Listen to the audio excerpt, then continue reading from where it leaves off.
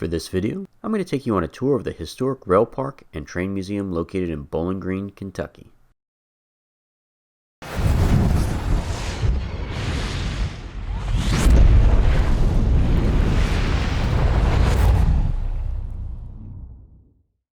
I've filmed quite a few railroad museums now for this travel channel, and this one's kind of your typical regional railroad museum.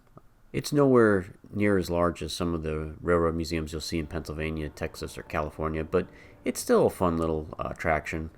The highlight for this particular museum is probably the restored train station, which houses a pretty impressive model railroad display, and they've got a couple railroad cars outside, but nothing particularly historical. This particular museum is dedicated to preserving the artifacts and equipment that belonged to the Louisville and Nashville Railroad. And that was kind of a challenge because that particular railroad pretty much scrapped all their truly historical locomotives and equipment. So this railroad was kind of like one of my favorites, the CNJ, the Central New Jersey Railroad, where they also scrapped most of their really historic locomotives like the Blue Comet and those type of things. So compared to what exists at like the B&O Museum in Baltimore, they've got some really incredible streamlined locomotives and everything, and all that stuff doesn't exist anymore for the L&N. So admission prices for this particular museum run about $16 for adults, about $14 for seniors and veterans. Students are $14. Active military actually get in for free. The admission price for children 5 to 12 is $10, and children ages 4 and under get in for free. So overall, again, the highlight of this museum is definitely the building. It's a beautiful train station, and they definitely restored it well. This museum is mostly kiosks, though. That's one of the things you got to understand is they don't have a lot of historical artifacts because of the railroad they're covering. The railroad kind of destroyed almost all their important pieces. Overall, I spent about 2 hours filming everything here, and that's probably typically what you would expect. This is probably 2 hours, maybe 2.5 hours if you also do the railcar tour.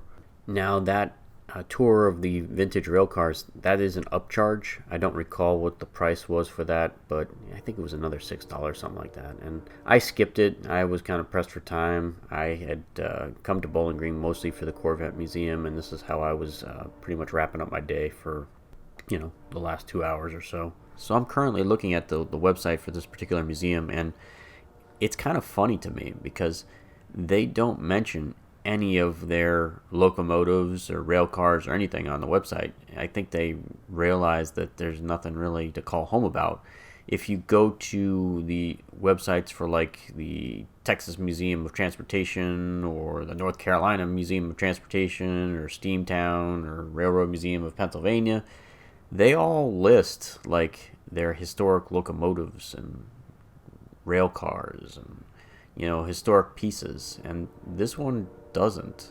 I think even they are self-aware that they really don't have a lot to offer compared to some of the better railroad museums in the nation. Don't get me wrong, I had a great time while I was here. The volunteer that worked at the front desk was incredibly welcoming, and she told me all kinds of incredible information about the L&N Railroad, and it is a decent experience. I just, my hang-up was on the admission price.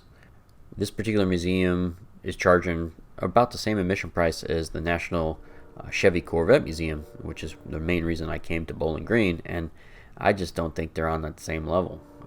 The Corvette Museum was absolutely huge, just very, very well executed. It was like walking around the inside of a theme park, and this place is just, I realized the railroad station probably cost a lot to restore, but the majority of this museum are just plywood cutouts and a couple videos that they're playing about the history of the L&N. I mean, it's just, maybe I'm getting elitist in my old age, but when I go to a railroad museum, I want to see locomotives and rolling stock and private rail cars and artifacts from the railroad, and they just don't have that stuff here. So what's my bottom line for this particular museum? It's average. I don't think I'd recommend this one. It's one of those places where if you're already in the area, then it's probably worth it to, burn a couple hours. But compared to other railroad museums out there, it's just very, very mediocre. For example, Steamtown in Scranton, Pennsylvania is just a much bigger, better museum. There's really significant locomotives there, like the Big Boy and GG1 and all kinds of incredible, historical pieces. And this place doesn't have that. And at the moment, Steamtown actually has free admission compared to the $16 adult admission here. And again, I'm going to compare it to the other museum that I love in Pennsylvania, the Railroad Museum of Pennsylvania. An adult admission is $10 there. Compared to Bowling Green, that place also absolutely blows this place away. Compared to other railroad museums, I think the historic Railpark and museum is just very underwhelming. I think the admission price probably should be closer to $7 or $8 for what you get.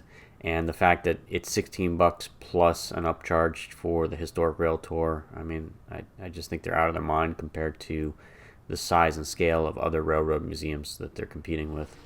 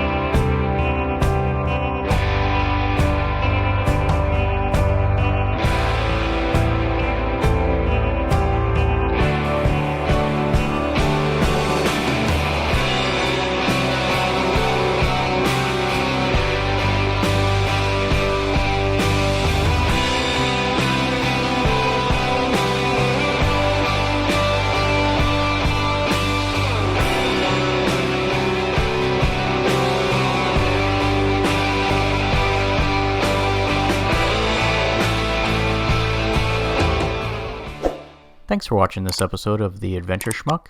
If you enjoyed this video, don't forget to like and subscribe. See everyone next week.